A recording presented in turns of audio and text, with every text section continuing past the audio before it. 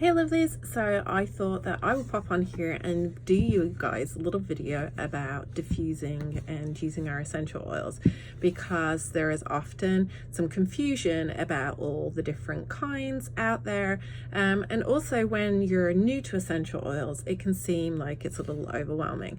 So what I'm going to focus on today is the doTERRA Lumo, which is actually now my very favorite diffuser for a number of reasons. It's super cute looking. It's easy to pack and compact and light, so when I'm going traveling it comes with me.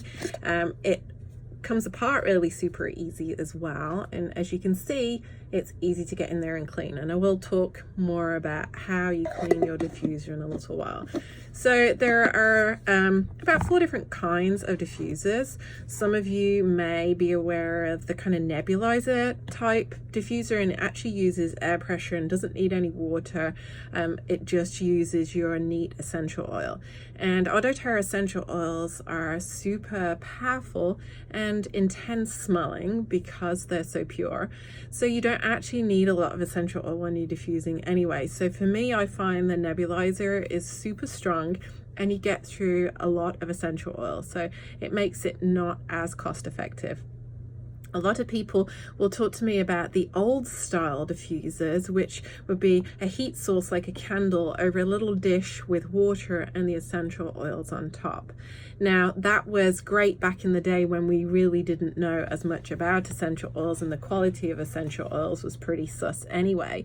But what that heating does is, yes, it encourages the essential oil to evaporate, but one really not so great thing that it does is it actually changes the chemical composition of the oil. So we are using therapeutic essential oils for a reason, most of us.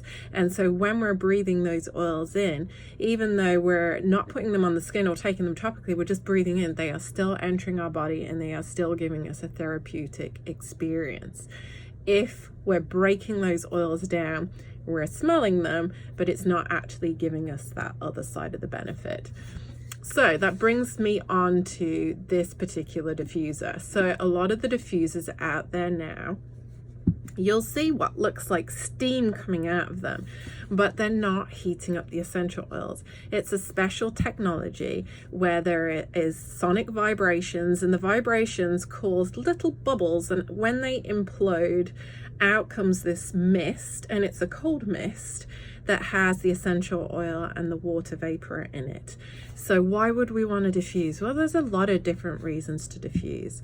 We can really set the mood. So as a yoga teacher, I love when I'm going to teach a class to get in there before my class to put on some really uplifting essential oils. So lemons and oranges and the citrus oils are very uplifting. So I often like to diffuse those, or if I'm wanting to calm room down, serenity, or lavender, or ylang ylang with some frankincense.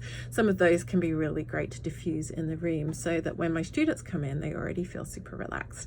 And I do a similar thing at home, so putting this in the bedroom can help a relaxing environment to sleep.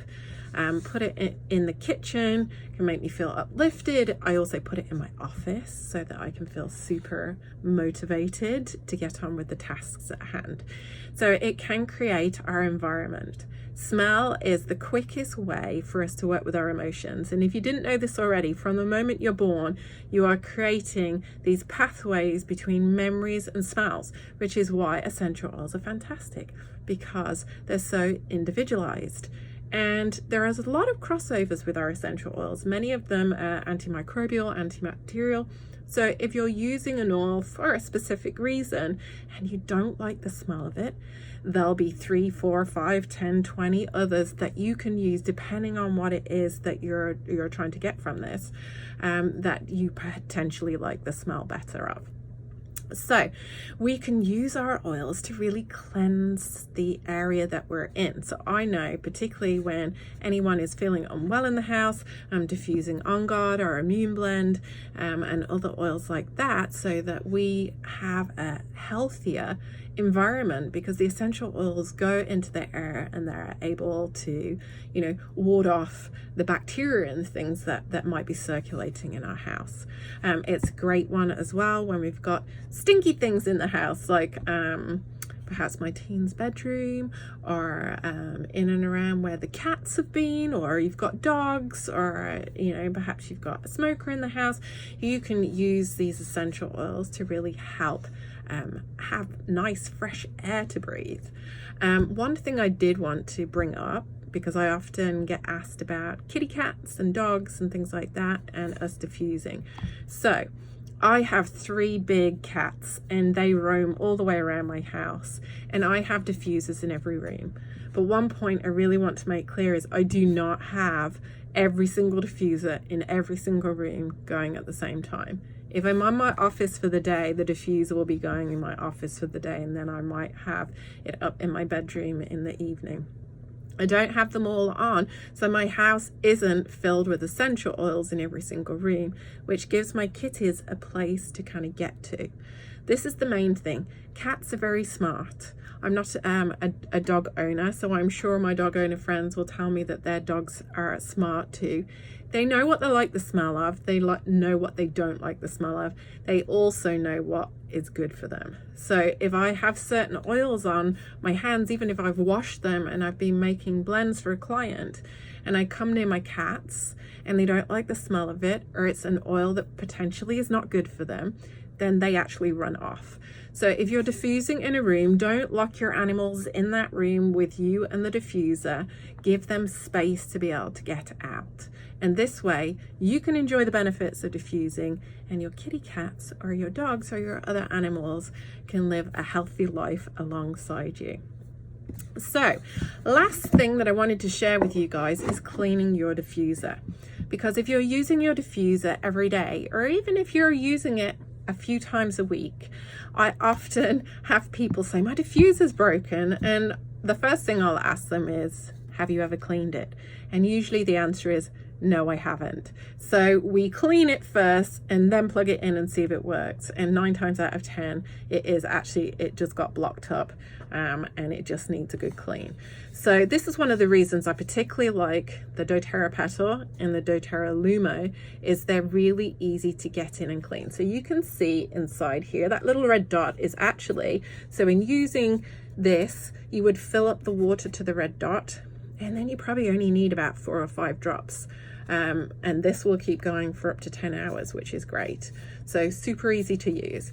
But going back to the cleaning, you can probably see that little disc at the bottom, and that's what often gets all gunky and needs a little clean here.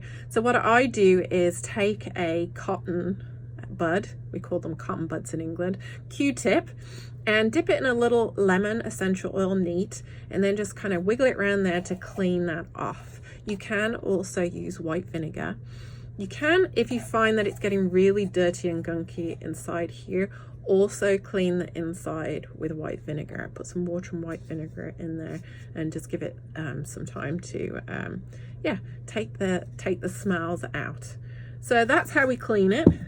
That's a little about the diffusers for you guys today. If you have any other questions, feel free to post below in the comments or reach out to me. I love to be able to share. All right, guys, take care. Bye.